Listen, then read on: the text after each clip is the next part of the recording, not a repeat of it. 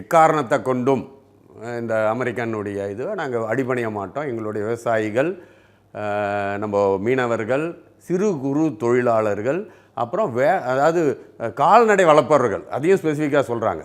So இவங்களுடைய நலனை நாங்கள் எப்படியாவது பாதுகாப்போம், அதுக்காக இதெல்லாம் பண்ண மாட்டோன்னு சொல்லி அதுலேயே சொன்னார். அந்த ஒரு ஸ்பீச்சிலேயே பார்த்தீங்கன்னா நிறைய ரிஃபார்மை பற்றி பேசியிருக்கார். ஜிஎஸ்டிலாம் முக்கியமாக ஜிஎஸ்டி ரிஃபார்ம். ஸோ இதில் என்ன ஆக போகுது, இமீடியட்டாக இப்போ இந்த பிரச்சனை வருது, ஜிஎஸ்டியை பற்றி பேச ஆரம்பிக்கிறாரு.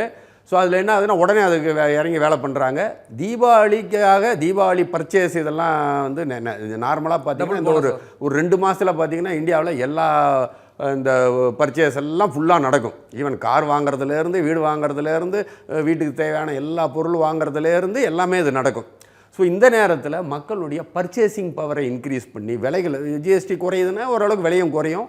ஸோ இதை வச்சு பர்ச்சேசிங் பவரையும் இன்க்ரீஸ் பண்ணுற அளவுக்கு உடனே ஒரு திட்டத்தை அங்கேயே அறிவிக்கிறாங்க.